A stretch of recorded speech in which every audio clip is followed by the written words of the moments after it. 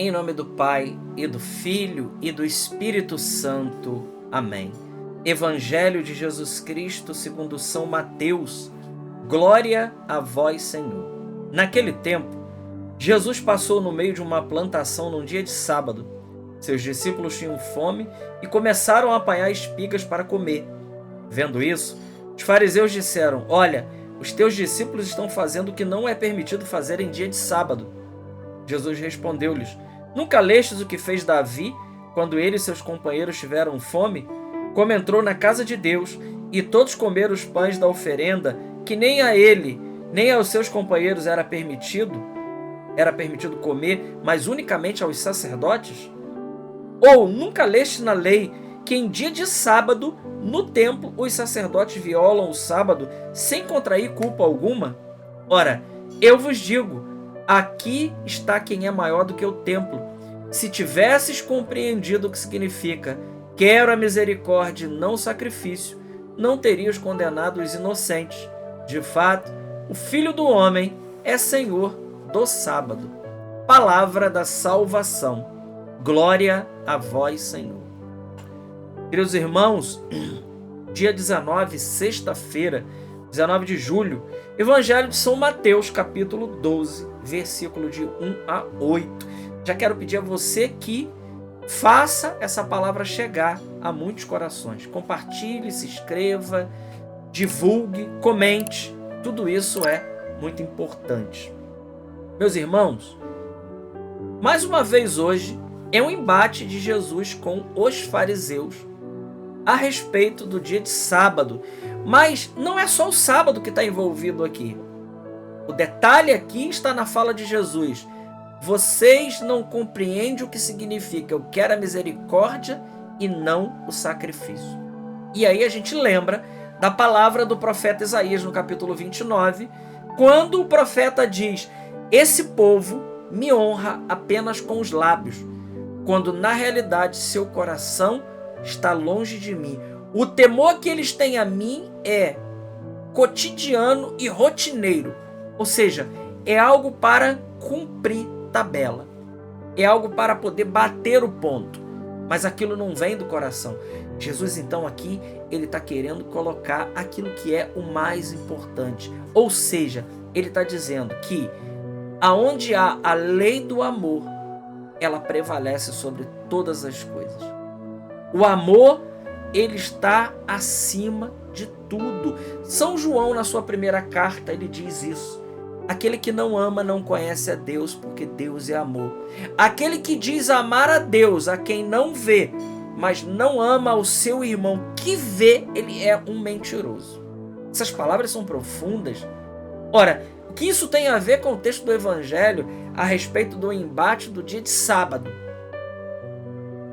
O pano de fundo desse texto do Evangelho,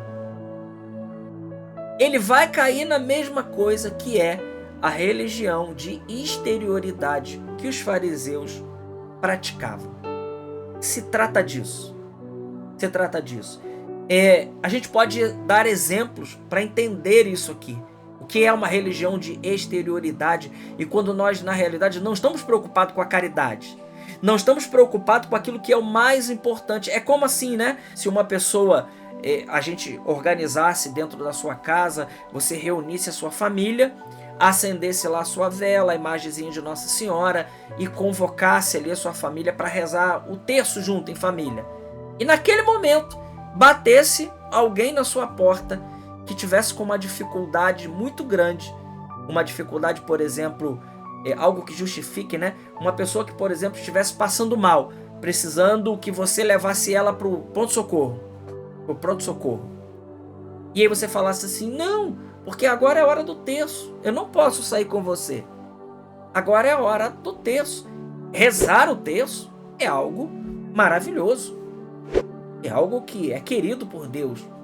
Mas, diante da lei do amor, daquele que bate a minha porta na hora do terço, precisando de mim para algo urgente que seria levar ele a um médico, porque aquilo incorre na vida dele, na saúde dele. Ora, então, a lei do amor me manda ir com o meu irmão. E isso valeria, não, eu estou dizendo o terço, mas isso valeria também para a missa. Isso valeria para a missa também. Entende, irmãos? Entende? Não é se chegasse uma visita na sua casa, não é isso que eu estou dizendo, né? Porque tem gente que dá desculpa para tudo para não ir à missa. Mas casos graves, eu me lembro, enquanto digo aqui, que um dia estando na missa, né, a gente precisou sair da missa para socorrer uma pessoa que passou mal, né? E dizer assim: nossa, perdemos a missa, pecamos. Não pecamos, de maneira alguma. O meu irmão precisava de mim naquela hora. A minha comunhão foi levar ele ao hospital. Essa foi a minha comunhão. Entende, irmãos? O que é uma religião de exterioridade? Se a gente fica... E até coisas que são lícitas, se nós ficarmos apegados a isso e esquecer que existe a lei do amor. Foi isso que Jesus estava sendo criticado aqui nesse texto do Evangelho. Porque os discípulos estavam com fome. Com fome. Então, comer é mais importante do que seguir esses preceitos que está aqui, que foram colocados. E aqui, então, eles praticavam de maneira muito exterior. Então, o que o Evangelho de hoje está querendo nos chamar a atenção é que nós não podemos viver uma religião de aparência. Nós precisamos acolher o Cristo. Tem acho que é um filme, né? Não sei se é o Quarto Sábio, se eu não me engano, alguma coisa assim, de uma pessoa que, não sei se o nome é esse, mas de uma pessoa que queria receber a visita de Deus. Ficou esperando Deus chegar na casa dele. E Deus não chegava nunca, mas veio muitas situações que bateram a porta dele. E no final ele falou: nossa, o Senhor prometeu que iria me visitar, mas nunca veio. E Deus falou para ele: nossa, mas eu fui na sua casa na figura do padeiro, na figura de não sei quem, na figura de não sei que lá que eu precisava. Meu irmão, minha irmã, Deus ele nos visita de maneira inusitada. Talvez na figura daquele marginalizado, daquele bêbado. Aquele bêbado que ninguém que importuna, aquele bêbado que não quer saber de nada. Eu vi esses dias o testemunho de um protestante até, que se converteu à igreja católica. Ele rezando na igreja evangélica, na igreja dele, ele pediu uma palavra a Deus, mas ele queria que fosse uma palavra certeira, uma palavra que confirmasse mesmo que Deus tinha algo novo para ele.